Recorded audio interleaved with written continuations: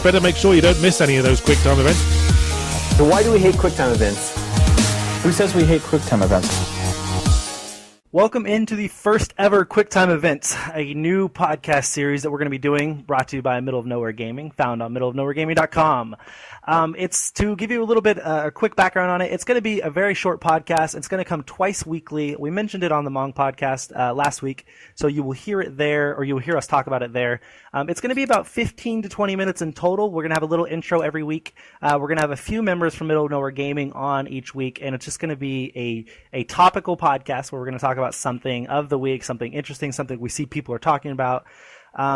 So yeah, and today we're going to split it up into two parts, actually. We're going to do 7 minutes and 30 seconds, which, by the way, it's timed. We're going to do it.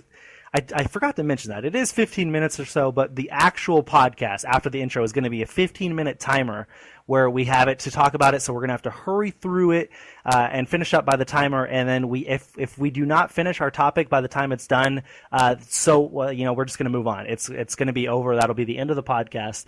And so today we're going to split it up into two parts. We're going to do 7 minutes and 30 seconds talking about Watch Dogs and 7 minutes and 30 seconds talking about Mario Kart 8.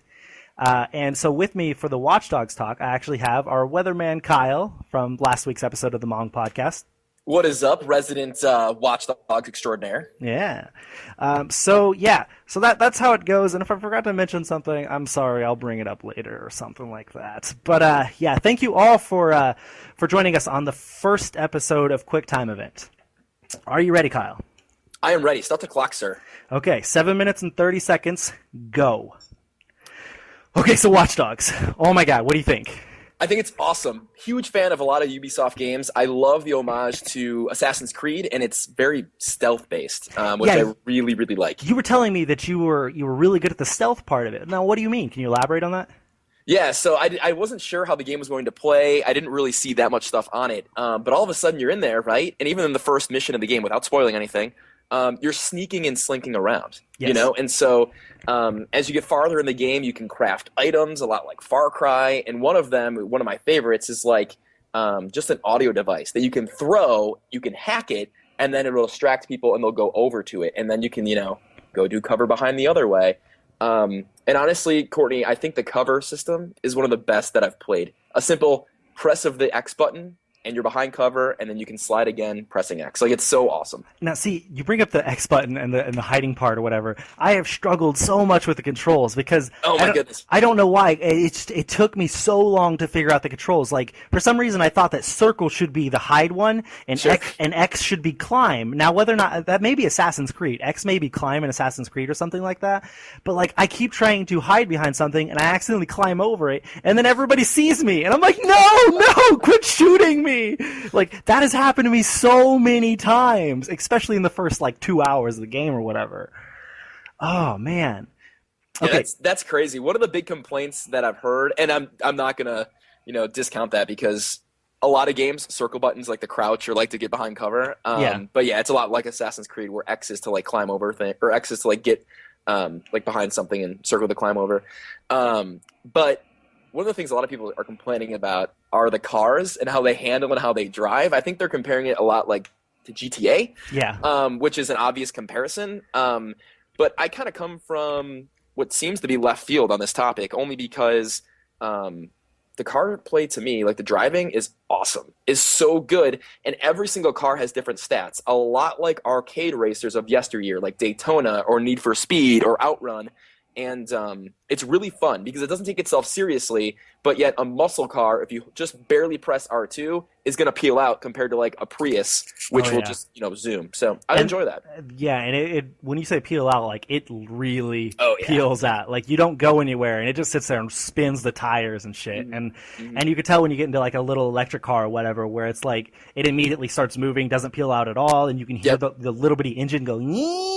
It's there is huge differences between the cars, which I was telling you guys earlier before the podcast was that Watch Dogs was actually developed as a driver game first. It was going to be the next driver game in the driver series or whatever, until they started realizing that hacking, or they could the hacking thing that they were going to be bringing into Driver, which wasn't hacking, it was like customization things or whatever, would be really cool to be able to do to like every system in a city, which ended up actually being Watch Dogs. So you can tell the driving aspect came from Driver, because the driving aspect is really, really good. It's really tight. Yeah. The controls are excellent. The differences between cars are excellent.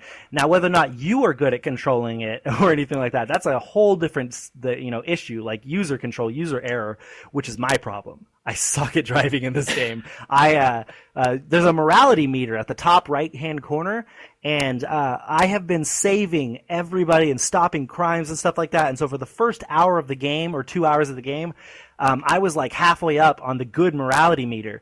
But as time has gone on, I murder hundreds of people when I drive. I run over so many people that now I am almost full on the negative morality meter. It's ridiculous. And I still save everyone, but it just does not help. I kill too many people when I drive. That's crazy. And kind of piggybacking off the driving topic, Courtney, a lot of people nagging and kind of docking Watch Dogs, at least in reviews and just kind of speaking here and there about the game, for not being able to shoot a gun, GTA thug style, out the window of your car when you're driving. But Ubisoft doesn't care, like you literally have the world in the palm of your hand, literally in your cell phone. And to me, something different, hacking the whole city, making a bridge go up, you barely make the jump and the cops either fall in the water or can't cross. Like that is far more interesting than shooting a gun out the window. And I think if Ubisoft put the shooting the gun out the window part in, people wouldn't hack it nearly as much. And it's Watch Dogs. It's not GTA. So, yeah, it would be compared too much to GTA if they could shoot out the windows. And Aiden, or isn't Aiden? Aiden, yep. Yeah, he's not a thug. No. He's a hacker. He's a hacker by nature, hacker first and stuff like that. So you would imagine that he would be doing hacking things like that while he's driving rather than shooting and stuff like that. So I really, really enjoy the hacking while you're driving kind of the aspect. I think it's unique. It's way different from Grand Theft Auto shooting out the side of the window. And it makes trying to get away from people much more difficult and much like it's almost like a puzzle to figure out how to get away from cops. And it's the same thing in like missions. We were talking about the stealth-based stuff to start off this QTE, but it's kind of the same thing. Like Aiden himself is a very calculating person, and the game is not easy. It's not easy. There's no apologies for it. So by you slinking and being calculating whether you're driving or whether you're in a stealth mission, that's literally the crux of Watch Dogs. Like that's what the game's about, and I think it's what makes it special. Oh, I agree. Now, but back to the controls. Like sure. I mentioned this in my first impressions piece for Watch Dogs, is that the controls are so easy. Like hold square to hack or click square to hack kind of thing. Yeah. Like you're one button press to hack everything. It's so easy that it makes the game difficult. Like I drive down the road or whatever, like going super speed, as fast as I can possibly go, and I literally hack every street light, every bridge, everything like that. I don't know why, but it's my first reaction when I see it, and that always ends up in me crashing or ends up in me wrecking into things or flying out into the water or killing like thousands of people.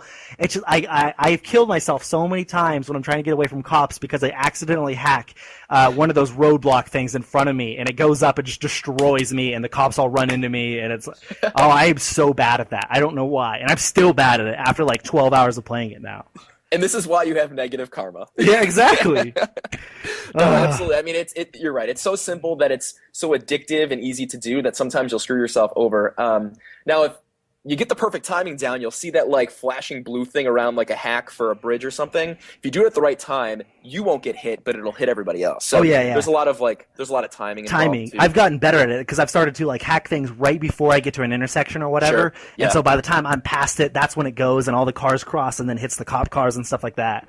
Yep. So, so we got 20 seconds left. Last thoughts, final thoughts on Watch Dogs so far. The multiplayer is really, really awesome. Had my best experience ever tailing somebody. Play it, buy the game, it rocks. I've gotten killed every time I've played multiplayer. I cannot pass those missions at all. I suck at it. I have no idea why. That's awesome. Watch Dogs is a gem. You guys should all go buy it and play it. And there's the timer. So, okay, that is it for our Watch Dogs talk. Thank you, Kyle, once again for joining us. It was awesome. You're so welcome. Thanks for inviting me, man. Oh, yes. No problem. All right, and we're back with part 2 of the QuickTime event, our new podcast. And this half, we're going to be talking about Mario Kart. And we actually have 4 members in here to talk about it. We have Lou. Hello. Hi, guys. Aaron. Hello. Landon. Hello. And Benji. Howdy. I just assume I can call you that because your brother called you that. Absolutely. All right. So as I went in the first half, we're going to split this up and go for 7 minutes and 30 seconds. And since I've played absolutely zero Mario Kart 8, I'm just going to back out and let them all discuss it. So when the timer starts is when they can start, and then when it stops is when the discussion has to stop. So are you guys ready? Yeah. Let's do it. All right, let's do this. And go. Okay, so let's start off. Let's do a really easy question. How much time have you guys put into it, if you had to guess? I'd say 15 hours. 15. It's been out for 1 day. Yeah, But 15 hours. I downloaded Holy it hell. right at midnight. How about you, Ben? I've done about 6 hours. That's a respectable amount of hours. Aaron? Yeah, it's been about 6 for me as well. Okay, I'm probably going to say I put about maybe 12 hours in. I got it right when it launched, and then I've been playing it with friends since.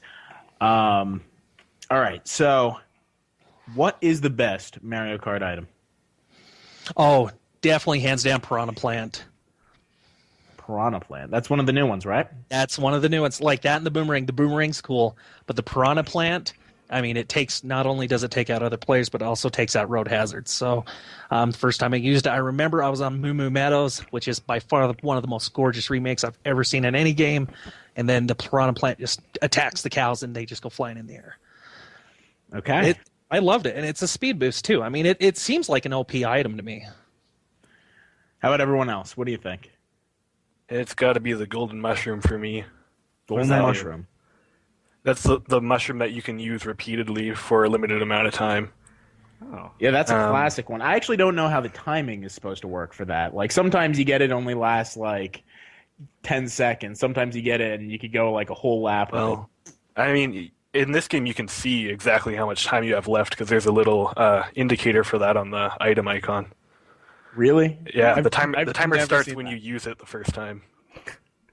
Holy hell. Luke Blown hasn't my paid mind. attention. I think the Fire Flower does that, too. But the Fire Flower, you can I think you can, 10 shots, or 10 shots or 5 seconds or something. You have as many shots as you need. It's just that after you use 3, if you fire another one, your first shot disappears. Ah, I see. I don't know about you guys, but I've never been hit by so many green shells in my life. Oh, that's true. With The any, few I players don't are know what it ridiculous. is. I think there's a small bit of homing they added to it or something, but I've never in any Mario Kart game been like wiped out like I have. I agree. I really miss from the GameCube version where you could actually, was it the GameCube version that you could kind of snake away from the red shells? Maybe I can't. Yeah, I think you're right. Yeah. Yeah, I would kill for that right now. I've had a few red and blue shells, even when I was in first, just like zip right past me and just keep going and then fly off into the sunset. I don't know what it was, but Cheat codes. All yeah, right. that's probably it. So the Middle of Nowhere gaming review hasn't gone up yet, but most other reviews are kind of railing Mario Kart 8 on the lack of voice chat between friends during the game or between just voice chat in general. What do you guys think about that? I heavily disagree with that myself. I would kill for voice chat with this game. All right. Wait, does that mean you agree with it? I mean, I don't agree that there's no voice chat. It drives me insane. I'm so used to playing all my Xbox and PC games with voice chat. I mean, crap. Even some of the Pokemon games on the DS had voice chat when you're trading with people, right? Really? So why in the heck are they leaving it out for such a big a game that can be just amazing online? All right. I'm going to be that other side of the fence here. I, for the longest time, really wanted that voice chat, and I thought that it was a big mistake they didn't put it in. Then I played a couple of rounds online, especially online with the Nintendo voice chat crew. I realized that I shouldn't be allowed to speak online. I have this uncontrollable rage that only comes out in Mario Kart. My parents came down because they thought there was an issue. They thought someone broke into the house or something because of how loud I was screaming at people. I'm the same way with Watch Dogs. So. Yeah, I personally don't really care that there isn't voice chat, but it seems kind of silly that you can voice chat in the lobbies with friends, but not during the race. Because it just seems like that was a weird conscious decision to make. I guess is that they either had to let everyone cool down, or maybe it affected the gameplay. Yeah, possibly. Yeah. No, okay, so sorry, I am going to butt in. So they allow friend chat in the part or in the before the race, but not during the race? Right. Okay, but you can't talk to other people you don't know? Right. Okay. I'm caught up, sorry. Okay. So, what's everyone's favorite stage? Oh, the remake of the Rainbow Road from N64. The N64 Mario Kart has a really solid place in my heart. Now always will be. So like that and the remake of the Yoshi's Island, I would definitely put those two. The Yoshi's Island just below the Rainbow Road, but it's so pretty. But it's such a shame that it's one lap is, you remember how long that was? That was like a 4.5 minute race generally with friends, and so you could always pass people up very easily on that. And so I noticed it was really weird how they sectioned that one lap into 3 laps. So you get around once and you're like a minute and 40 seconds in, you're like, whoa, what the crap is this? I'm done. Okay. How about Ben?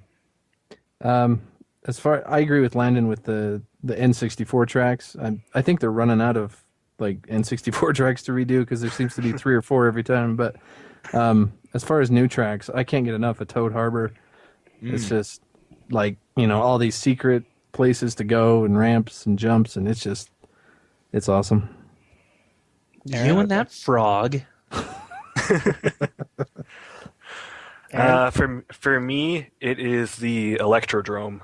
I enjoy that one a lot because I really like the visuals. There are lots of S-curves, so being good at drifting helps. And some interesting things with short drops where you have to sort of position yourself before you go down the steps, otherwise you end up way left of where you meant to be. Okay, you guys got 45 seconds left. All right. Ooh. I'm going to say mine is Cloud Top Cruise because the Galaxy music, and we're just going to skip past it. Now, last question. Is this a great Mario Kart or the greatest Mario Kart? It's the greatest Mario Kart, not the greatest Mario Kart. Hey, ho. I think it's really early, but I think this might be the best one. Okay. Ben? I don't know if I can call it greatest, but top 3 for sure. If they add DLC in the future for it, which I'm going to write an article on here shortly, then I think it'd be the greatest Mario Kart ever. I think the zero gravity is exactly what pushes it to the top because the mechanics that are added from that are the best. All right. And that is the 7 minutes and 30 seconds. So, that was short. Yeah, see, it goes by fast. It's pretty fun. I kind of enjoy the new format, so we're going to see how it goes. But thank you all for joining us on the first episode of QuickTime Event. And I guess, we can go ahead and plug ourselves. We do it in the other one. So you could find me at Osborne_2009 on Twitter. You can find Lou at Lou Cantaldi on Twitter. Does everybody have Twitter in here? I don't. Aaron doesn't. Landon You can't find him. I just got a smartphone, so I just barely started it, so I don't know what mine is. Okay, and Ben, do you have one? Yeah, I do. It's at Benjamin Luthi. Okay, so then, and you could just find Aaron and Landon, wherever. It doesn't even matter. Find me on the street. Yeah. So, again, tune in on Friday for episode 2. Thank you all for listening. Mong. Mong.